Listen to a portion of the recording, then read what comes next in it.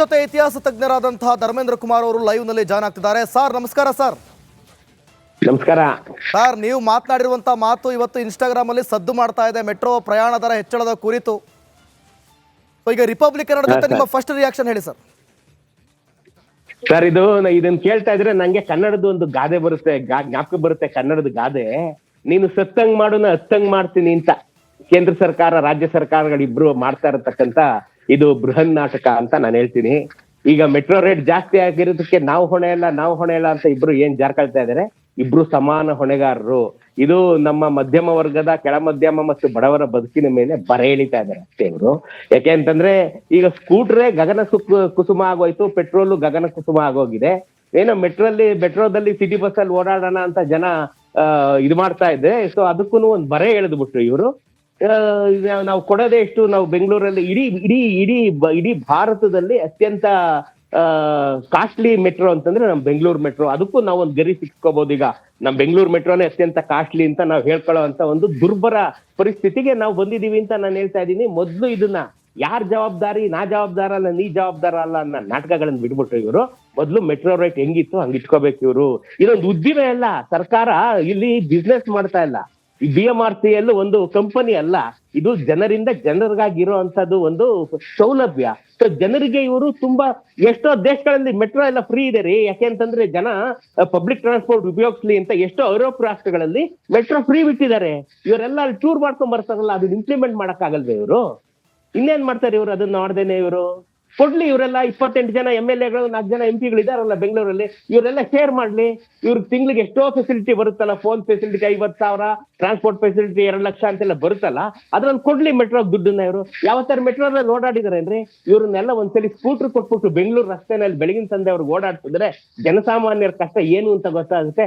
ಆಗ ಇವರು ಇಂಥ ಚೇಷ್ಟೆಗಳೆಲ್ಲ ಮಾಡೋದಿಲ್ಲ ಅಂತ ನಾನು ಹೇಳ್ತೀನಿ. ಸರ್, ಯಾವುದೇ ವಿಚಾರ ತಗೊಳ್ಳಿ ಸರ್, ಹಾಲಿನ ದರ ರೇಟ್ ಜಾಸ್ತಿ ಆಗಲಿ, ಪೆಟ್ರೋಲ್ ರೇಟ್ ಜಾಸ್ತಿ ಆಗಲಿ, ಯಾವುದರ ದರ ರೇಟ್ ಜಾಸ್ತಿ ಆದರೂ ಕೂಡ, ಮೊನ್ನೆ ಬಸ್ಸಿನ ದರನೂ ಕೂಡ 15% ಜಾಸ್ತಿ ಆಯಿತು. ಇವರು ರಾಜಕಾರಣ ಮಧ್ಯದಲ್ಲಿ ಜನಸಾಮಾನ್ಯರು ಸಾಯ್ಬೇಕಾ ಸರ್? ಹಾಗಾದ್ರೆ ಜನಸಾಮಾನ್ಯರ ಪರಿಸ್ಥಿತಿ ಏನು ಅಂತ ನಾನು ಏನ್ ಹೇಳ್ತಿದ್ದೀನಿ ಅಂದ್ರೆ, ಜನಸಾಮಾನ್ಯರು ಸಾಯಕ್ಕೂ ಆಗಲ್ಲ. ಈಗ ಸತ್ರೆ ಅವನ್ನ ಊಳಕ್ಕೆ ಸುಡಕ್ಕೂ ಸಿಕ್ಕಾಪಟ್ಟೆ ದುಡ್ಡು. ಈಗ ಜನಸಾಮಾನ್ಯರು ಸತ್ರು ಬಹಳ ಕಷ್ಟ ಇದೆ. ಈಗ ಸಾಯೋದು ಕಷ್ಟನೇ. ಈಗ ಆಸ್ಪತ್ರೆಗೆ ಹೋಗೋದು, ಎಲ್ಗೋಗೋದು ಕಷ್ಟ.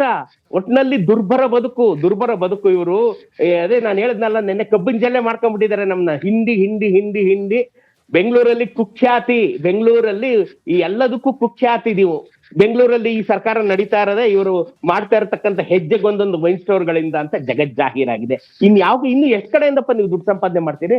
ಜನಗಳ ವಿರೋಧನೆಲ್ಲ ನಿಮ್ಗೆ ಒಂದ್ ಕೆಲಸ ಮಾಡ್ಬಿಡ್ರಿ ನೀವು. ನಾನು ಹೇಳ್ತೀನಿ ಸರ್ಕಾರದವ್ರಿಗೆ, ಕೇಂದ್ರ ಸರ್ಕಾರದವ್ರಿಗೂ, ರಾಜ್ಯ ಸರ್ಕಾರದವ್ರಿಗೂ, ನಮ್ ಸಂಬಳನ ಡೈರೆಕ್ಟ್ ನಿಮ್ಮ ಅಕೌಂಟ್ಗೆ ಹಾಕ್ಸ್ಕೊಂಬಿಡಿ ಸರ್ಕಾರಕ್ಕೆ. ನಮ್ಗೆ ಯಾತಿಗ್ಬೇಕು? ನಾವು ಉಪವಾಸ ಇಟ್ಟು ಸೊಪ್ಪ ಗಂಜಿನ ಎಲ್ಲಾದ್ರೂ ಫ್ರೀ ಇರೋ ಕಡೆ ಮಠಗಳಲ್ಲಿ ಮಾನ್ಯಗಳಲ್ಲಿ ಉಂಟ್ಕೊಂಡು ಜೀವನ ಮಾಡ್ಬಿಡ್ತೀವಿ. ಈ ಭಂಗಕ್ಕೆ ಇವರಿಬ್ರು ಯಾಕಿದ್ದಾರೆ ಅಂತ ನಾನು ಹೇಳಿದ್ದು. ಇಬ್ರು ಸಮಾನ ಹೊಣೆಗಾರರು. ಇವರಿಬ್ರು ಅವ್ರ ತಪ್ಪು ಇವ್ರ ತಪ್ಪು ಅಂತ ಮಾತಾಡ್ತಿರೋದೇ ಒಂದು ದೊಡ್ಡ ನಾಟಕ. ಇಬ್ರು ಸಮಾನ ಹೊಣೆಗಾರರು. ಅವ್ರಿಬ್ರು ಎತ್ಕೊಂಡು ಇದನ್ನ ಇಮ್ಮಿಡಿಯೇಟ್ ಆಗಿ ವಾಪಸ್ ತಗೋಬೇಕಿದ್ನ. 5% ಜಾಸ್ತಿ, 10% ಜಾಸ್ತಿ ಅನ್ನೋದೇ ದೊಡ್ಡ ತಪ್ಪು. ನಾನು ಹೇಳ್ತೀನಿ, ಇವರು ವರ್ಷ ಮೆಟ್ರೋ ರೇಟ್ ಇಂದ ಕಡಿಮೆ ಮಾಡ್ತಾ ಬರ್ಬೇಕು. ಸೋ ದಟ್ ಜನ ಎಲ್ಲ ಜಾಸ್ತಿ ಮೆಟ್ರೋಗೆ ಹೋಗಿ ಶುರುವಾಗಬೇಕು. ಅದ್ ಬಿಟ್ಬಿಟ್ಟು ಮೆಟ್ರೋನು ಜಾಸ್ತಿ ಮಾಡಕ್ ಹೋದ್ರೆ ಏನ್ ತಿಳ್ಕೊಂಡ್ಬಿಟ್ಟಿದ್ದಾರೆ ಇವರು?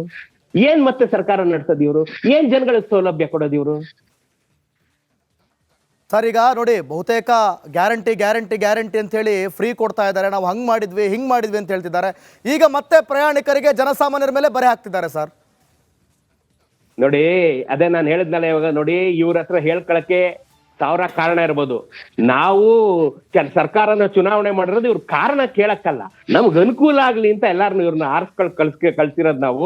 ವಿಧಾನಸಭೆಗಾಗ್ಲಿ ಇವ್ರೆಲ್ಲ ಕಾರಣ ಹೇಳ್ಬಿಟ್ಟು ನಮ್ಗೆ ಅನಿವಾರ್ಯ ಅಂತ ಹೇಳಕ್ಕಲ್ಲ ಇವ್ರು ಇರೋದಿಲ್ಲಿ. ಇವರು ರೇಟ್ ಅನ್ನ ಹಿಂಗೆ ಏಕಾಏಕಿ 100% ರೀ. ಅದೇನು ಹೋಗ್ಲಿ 5%, 10%, 100% ರೇಟ್ ರೈಸ್ ಮಾಡಿದ್ರೆ ಏನ್ರಿ ಆಗ್ಬೇಕು? ಇವತ್ತು 1,500 ಮೆಟ್ರೋಗೆ ಒಂದ್ ತಿಂಗ್ಳು ಖರ್ಚು ಮಾಡ್ತಿದ್ದವ್ ನಾಳೆ 3,000 ಖರ್ಚು ಮಾಡ್ಬೇಕು ಅಂತಂದ್ರೆ ಆ ಹುಡುಗ ಎಲ್ಲೋಬೇಕು? ಬೆಂಗಳೂರಲ್ಲಿ ಸಂಬಳ ಎಷ್ಟಿದೆ ಅಂತ ಇವ್ರಿಗೆ ಏನಾರು ಗೊತ್ತೇನ್ರಿ? ಪ್ರೈವೇಟ್ ಕಂಪ್ನಿಗಳಲ್ಲಿ ಕೆಲ್ಸದ ಗ್ಯಾರಂಟಿನೇ ಇಲ್ಲ ರೀ. ಮೊನ್ನೆ ಒಂದು ಪ್ರತಿಷ್ಠಿತ ಕಂಪ್ನಿ 700 ಜನ ಕ್ಯಾಂಪಸ್ ಇಂದ ರಾತ್ರಿ ತೆಗೆದ ಇವ್ರಿಗೆ ಅವರೆಲ್ಲ ಎಲ್ಲೋಗ್ಬೇಕ್ರಿ ಹುಡುಗರು? ಒಂದೊಂದ್ ಕೆಲ್ಸಕ್ಕೆ 3 ಲಕ್ಷ 4 ಲಕ್ಷ ಜನ ಇಂಟರ್ವ್ಯೂ ಕ್ಯೂ ನಿಂತಿರ್ತಾರೆ. ಎಲ್ಲೋಗ್ಬೇಕು ಅವರೆಲ್ಲ? Okay sir, okay, thank you sir Republic Kannada ಜೊತೆ ಮಾತನಾಡೋದಕ್ಕಾಗಿ. ಭಾಳ ಅದ್ಭುತವಾಗಿ ಅವರು ಮಾತನಾಡ್ತಾ ಇದ್ರು. ಅಂದರೆ ಜನಸಾಮಾನ್ಯರ ಮೇಲೆ ಬರೆ. ಈಗ ಇವ್ರು ಎಲ್ಲದರ ದರವನ್ನು ಹೆಚ್ಚಳ ಮಾಡ್ತಾರೆ, ಆದರೆ ಅವ್ರಿಗೆ ಬರುವಂಥ ಇನ್ಕಮ್ ಮಾತ್ರ ಅಷ್ಟರಲ್ಲೇ ಇರುತ್ತೆ. ಸೊ ಇದು ಕೂಡ ಒಂದು ರೀತಿಯ ಪರಿಸ್ಥಿತಿ. ಆದರೆ ಮತ್ತೊಂದು ಕಡೆ ಈಗ ಎಲ್ಲರೂ ಕೂಡ ನಾವು ನಮ್ಮಲ್ಲಿರುವಂಥ ವೆಹಿಕಲ್ಗಳನ್ನು ನಾವು ಬಳಸ್ಕೊಳ್ತೀವಿ ಅನ್ನುವಂಥ ಮಾತುಗಳನ್ನು ಹೇಳ್ತಾ ಇದ್ದಾರೆ. ಜೊತೆ ಇತಿಹಾಸ ತಜ್ಞರಾದಂತಹ ಧರ್ಮೇಂದ್ರ ಕುಮಾರ್ ಅವರು ಲೈವ್ನಲ್ಲಿ ಜಾಯ್ನ್ ಆಗ್ತಿದ್ದಾರೆ. ಸರ್ ನಮಸ್ಕಾರ. ಸರ್ ನಮಸ್ಕಾರ ಸರ್, ನೀವು ಮಾತನಾಡಿರುವಂಥ ಮಾತು ಇವತ್ತು ಇನ್ಸ್ಟಾಗ್ರಾಮಲ್ಲಿ ಸದ್ದು ಮಾಡ್ತಾ ಇದೆ, ಮೆಟ್ರೋ ಪ್ರಯಾಣ ದರ ಹೆಚ್ಚಳದ ಕುರಿತು. ಸೊ ಈಗ ರಿಪಬ್ಲಿಕ್ ಕನ್ನಡ ಜೊತೆ ನಿಮ್ಮ ಫಸ್ಟ್ ರಿಯಾಕ್ಷನ್ ಹೇಳಿ ಸರ್. ಸರ್, ಇದನ್ನ ಕೇಳ್ತಾ ಇದ್ರೆ ನಂಗೆ ಕನ್ನಡದ ಒಂದು ಗಾದೆ ಬರುತ್ತೆ, ಜ್ಞಾಪಕ ಬರುತ್ತೆ. ಕನ್ನಡದ ಗಾದೆ, ನೀನು ಸತ್ತಂಗ್ ಮಾಡೋನ ಹತ್ತಂಗ್ ಮಾಡ್ತೀನಿ ಅಂತ ಕೇಂದ್ರ ಸರ್ಕಾರ ರಾಜ್ಯ ಸರ್ಕಾರಗಳಿಬ್ರು ಮಾಡ್ತಾ ಇರತಕ್ಕಂತ ಇದು ಬೃಹನ್ ನಾಟಕ ಅಂತ ನಾನು ಹೇಳ್ತೀನಿ. ಈಗ ಮೆಟ್ರೋ ರೇಟ್ ಜಾಸ್ತಿ ಆಗಿರೋದಕ್ಕೆ ನಾವು ಹೊಣೆ ಇಲ್ಲ ಅಂತ ಇಬ್ರು ಏನ್ ಜಾರ್ಕೊಳ್ತಾ ಇದಾರೆ. ಇಬ್ರು ಸಮಾನ ಹೊಣೆಗಾರರು. ಇದು ನಮ್ಮ ಮಧ್ಯಮ ವರ್ಗದ, ಕೆಳ ಮಧ್ಯಮ ಮತ್ತು ಬಡವರ ಬದುಕಿನ ಮೇಲೆ ಬರೆ ಎಳಿತಾ ಇದ್ದಾರೆ ಅಷ್ಟೇ ಇವರು.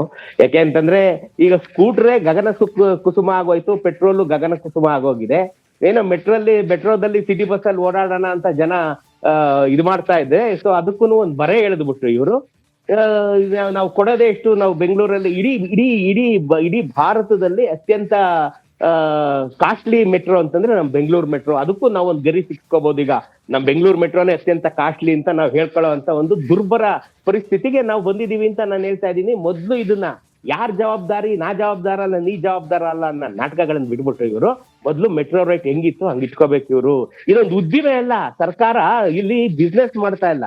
ಈ BMRCL ಒಂದು ಕಂಪನಿ ಅಲ್ಲ, ಇದು ಜನರಿಗಾಗಿರೋ ಅಂತದ್ದು ಒಂದು ಸೌಲಭ್ಯ. ಸೊ ಜನರಿಗೆ ಇವರು ತುಂಬಾ, ಎಷ್ಟೋ ದೇಶಗಳಲ್ಲಿ ಮೆಟ್ರೋ ಎಲ್ಲ ಫ್ರೀ ಇದೆ ರೀ. ಯಾಕೆಂತಂದ್ರೆ ಜನ ಪಬ್ಲಿಕ್ ಟ್ರಾನ್ಸ್ಪೋರ್ಟ್ ಉಪಯೋಗಿಸ್ಲಿ ಅಂತ ಎಷ್ಟೋ ಯುರೋಪ್ ರಾಷ್ಟ್ರಗಳಲ್ಲಿ ಮೆಟ್ರೋ ಫ್ರೀ ಬಿಟ್ಟಿದ್ದಾರೆ. ಇವರೆಲ್ಲ ಅಲ್ಲಿ ಟೂರ್ ಮಾಡ್ಕೊಂಡ್ ಬರ್ತಾರಲ್ಲ, ಅದನ್ನ ಇಂಪ್ಲಿಮೆಂಟ್ ಮಾಡಕ್ಕಾಗಲ್ವೇ ಇವರು? ಇನ್ನೇನ್ ಮಾಡ್ತಾರೆ ಇವರು ಅದನ್ನ ನೋಡ್ದೇನೆ? ಇವರು ಕೊಡ್ಲಿ, ಇವರೆಲ್ಲ 28 ಜನ MLAಗಳು, 4 ಜನ MP ಇದಾರಲ್ಲ ಬೆಂಗಳೂರಲ್ಲಿ, ಇವರೆಲ್ಲ ಶೇರ್ ಮಾಡ್ಲಿ. ಇವ್ರಿಗೆ ತಿಂಗ್ಳಿಗೆ ಎಷ್ಟೋ ಫೆಸಿಲಿಟಿ ಬರುತ್ತಲ್ಲ, phone facility 50,000, transport facility 2 lakh ಅಂತೆಲ್ಲ ಬರುತ್ತಲ್ಲ, ಅದ್ರಲ್ಲಿ ಕೊಡ್ಲಿ ಮೆಟ್ರೋ ದುಡ್ಡನ್ನ. ಇವರು ಯಾವತ್ತಾರು ಮೆಟ್ರೋದಲ್ಲಿ ಓಡಾಡಿದಾರೇನ್ರಿ? ಇವ್ರನ್ನೆಲ್ಲ ಒಂದ್ಸಲಿ ಸ್ಕೂಟರ್ ಕೊಟ್ಬಿಟ್ಟು ಬೆಂಗಳೂರು ರಸ್ತೆನಲ್ಲಿ ಬೆಳಗಿನ ಸಂದೆ ಅವ್ರಿಗೆ ಓಡಾಡ್ತಿದ್ರೆ ಜನಸಾಮಾನ್ಯರ ಕಷ್ಟ ಏನು ಅಂತ ಗೊತ್ತಾಗುತ್ತೆ. ಆಗ ಇವರು ಇಂಥ ಚೇಷ್ಟೆಗಳೆಲ್ಲ ಮಾಡೋದಿಲ್ಲ ಅಂತ ನಾನು ಹೇಳ್ತೀನಿ. ಸರ್, ಯಾವುದೇ ವಿಚಾರ ತಗೊಳ್ಳಿ ಸರ್, ಹಾಲಿನ ದರ ರೇಟ್ ಜಾಸ್ತಿ ಆಗಲಿ, ಪೆಟ್ರೋಲ್ ರೇಟ್ ಜಾಸ್ತಿ ಆಗಲಿ, ಯಾವುದರ ದರ ರೇಟ್ ಜಾಸ್ತಿ ಆದರೂ ಕೂಡ, ಮೊನ್ನೆ ಬಸ್ಸಿನ ದರನೂ ಕೂಡ 15% ಜಾಸ್ತಿ ಆಯಿತು. ಇವರು ರಾಜಕಾರಣ ಮಧ್ಯದಲ್ಲಿ ಜನಸಾಮಾನ್ಯರು ಸಾಯ್ಬೇಕಾ ಸರ್? ಹಾಗಾದ್ರೆ ಜನಸಾಮಾನ್ಯರ ಪರಿಸ್ಥಿತಿ ಏನು ಅಂತ ನಾನು ಏನ್ ಹೇಳ್ತಿದ್ದೀನಿ ಅಂದ್ರೆ, ಜನಸಾಮಾನ್ಯರು ಸಾಯಕ್ಕೂ ಆಗಲ್ಲ. ಈಗ ಸತ್ರೆ ಅವನ್ನ ಊಳಕ್ಕೆ ಸುಡಕ್ಕೂ ಸಿಕ್ಕಾಪಟ್ಟೆ ದುಡ್ಡು. ಈಗ ಜನಸಾಮಾನ್ಯರು ಸತ್ರು ಬಹಳ ಕಷ್ಟ ಇದೆ. ಈಗ ಸಾಯೋದು ಕಷ್ಟನೇ. ಈಗ ಆಸ್ಪತ್ರೆಗೆ ಹೋಗೋದು, ಎಲ್ಗೋಗೋದು ಕಷ್ಟ. ಒಟ್ಟಿನಲ್ಲಿ ದುರ್ಬರ ಬದುಕು ಇವರು. ಅದೇ ನಾನು ಹೇಳದ್ನಲ್ಲ, ನೆನ್ನೆ ಕಬ್ಬಿನ ಜಲ್ಲೆ ಮಾಡ್ಕೊಂಡ್ಬಿಟ್ಟಿದ್ದಾರೆ ನಮ್ನ. ಹಿಂಡಿ ಬೆಂಗಳೂರಲ್ಲಿ ಕುಖ್ಯಾತಿ. ಬೆಂಗಳೂರಲ್ಲಿ ಈ ಎಲ್ಲದಕ್ಕೂ ಕುಖ್ಯಾತಿ ನೀವು. ಬೆಂಗಳೂರಲ್ಲಿ ಈ ಸರ್ಕಾರ ನಡೀತಾ ಇರೋದೇ ಇವರು ಮಾಡ್ತಾ ಇರತಕ್ಕಂಥ ಹೆಜ್ಜೆಗೊಂದೊಂದು ವೈನ್ ಸ್ಟೋರ್ಗಳಿಂದ ಅಂತ ಜಗಜ್ಜಾಹೀರಾಗಿದೆ. ಇನ್ನು ಎಷ್ಟು ಕಡೆಯಿಂದಪ್ಪ ನೀವು ದುಡ್ಡು ಸಂಪಾದನೆ ಮಾಡ್ತೀರಿ? ಜನಗಳ ವಿರೋಧನೆಲ್ಲ ನಿಮ್ಗೆ ಒಂದ್ ಕೆಲಸ ಮಾಡ್ಬಿಡ್ರಿ ನೀವು. ನಾನು ಹೇಳ್ತೀನಿ ಸರ್ಕಾರದವ್ರಿಗೆ, ಕೇಂದ್ರ ಸರ್ಕಾರದವ್ರಿಗೂ, ರಾಜ್ಯ ಸರ್ಕಾರದವ್ರಿಗೂ, ನಮ್ ಸಂಬಳನ ಡೈರೆಕ್ಟ್ ನಿಮ್ಮ ಅಕೌಂಟ್ಗೆ ಹಾಕ್ಸ್ಕೊಂಬಿಡಿ ಸರ್ಕಾರಕ್ಕೆ. ನಮ್ಗೆ ಯಾತಿಗ್ಬೇಕು? ನಾವು ಉಪವಾಸ ಇಟ್ಟು ಸೊಪ್ಪು ಗಂಜಿನ ಎಲ್ಲಾದ್ರೂ ಫ್ರೀ ಇರೋ ಕಡೆ ಮಠಗಳಲ್ಲಿ ಮಾನ್ಯಗಳಲ್ಲಿ ಉಂಟ್ಕೊಂಡು ಜೀವನ ಮಾಡ್ಬಿಡ್ತೀವಿ. ಈ ಭಂಗಕ್ಕೆ ಇವರಿಬ್ರು ಯಾಕಿದ್ದಾರೆ ಅಂತ ನಾನು ಹೇಳಿದ್ದು. ಇಬ್ರು ಸಮಾನ ಹೊಣೆಗಾರರು. ಇವರಿಬ್ರು ಅವ್ರ ತಪ್ಪು ಇವ್ರ ತಪ್ಪು ಅಂತ ಮಾತಾಡ್ತಿರೋದೇ ಒಂದು ದೊಡ್ಡ ನಾಟಕ. ಇಬ್ರು ಸಮಾನ ಹೊಣೆಗಾರರು. ಅವ್ರಿಬ್ರು ಎತ್ಕೊಂಡು ಇದನ್ನ ಇಮ್ಮಿಡಿಯೇಟ್ ಆಗಿ ವಾಪಸ್ ತಗೋಬೇಕಿದ್ನ. 5% ಜಾಸ್ತಿ, 10% ಜಾಸ್ತಿ ಅನ್ನೋದೇ ದೊಡ್ಡ ತಪ್ಪು. ನಾನು ಹೇಳ್ತೀನಿ, ಇವರು ವರ್ಷ ಮೆಟ್ರೋ ರೇಟಿನ ಕಡಿಮೆ ಮಾಡ್ಬೇಕು. ಸೋ ದಟ್ ಜನ ಎಲ್ಲ ಜಾಸ್ತಿ ಮೆಟ್ರೋಗೆ ಹೋಗಿ ಶುರುವಾಗಬೇಕು. ಅದ್ಬಿಟ್ಬಿಟ್ಟು ಮೆಟ್ರೋನು ಜಾಸ್ತಿ ಮಾಡಕ್ ಹೋದ್ರೆ ಏನ್ ತಿಳ್ಕೊಂಡ್ಬಿಟ್ಟಿದ್ದಾರೆ ಇವರು? ಏನ್ ಮತ್ತೆ ಸರ್ಕಾರ ನಡೆಸೋದು ಇವರು? ಏನ್ ಜನಗಳಿಗೆ ಸೌಲಭ್ಯ ಕೊಡೋದು ಇವರು? ಸರ್, ಈಗ ನೋಡಿ, ಬಹುತೇಕ ಗ್ಯಾರಂಟಿ ಅಂತ ಹೇಳಿ ಫ್ರೀ ಕೊಡ್ತಾ ಇದ್ದಾರೆ. ನಾವು ಹಿಂಗ್ ಮಾಡಿದ್ವಿ ಅಂತ ಹೇಳ್ತಿದ್ದಾರೆ. ಈಗ ಮತ್ತೆ ಪ್ರಯಾಣಿಕರಿಗೆ, ಜನಸಾಮಾನ್ಯರ ಮೇಲೆ ಬರೆ ಹಾಕ್ತಿದ್ದಾರೆ ಸರ್. ನೋಡಿ, ಅದೇ ನಾನು ಹೇಳಿದ್ನಲ್ಲ ಇವಾಗ. ನೋಡಿ, ಇವ್ರ ಹತ್ರ ಹೇಳ್ಕೊಳಕ್ಕೆ 1000 ಕಾರಣ ಇರ್ಬೋದು. ನಾವು ಸರ್ಕಾರನ ಚುನಾವಣೆ ಮಾಡಿರೋದು ಇವ್ರ ಕಾರಣ ಕೇಳಕ್ಕಲ್ಲ, ನಮ್ಗ್ ಅನುಕೂಲ ಆಗ್ಲಿ ಅಂತ ಎಲ್ಲಾರನ್ನು ಇವ್ರನ್ನ ಕಳ್ಸಿರೋದು ನಾವು. ವಿಧಾನಸಭೆಗಾಗ್ಲಿ ಇವ್ರೆಲ್ಲ ಕಾರಣ ಹೇಳ್ಬಿಟ್ಟು ನಮ್ಗೆ ಅನಿವಾರ್ಯ ಅಂತ ಹೇಳಕ್ಕಲ್ಲ ಇವ್ರು ಇರೋದಿಲ್ಲಿ.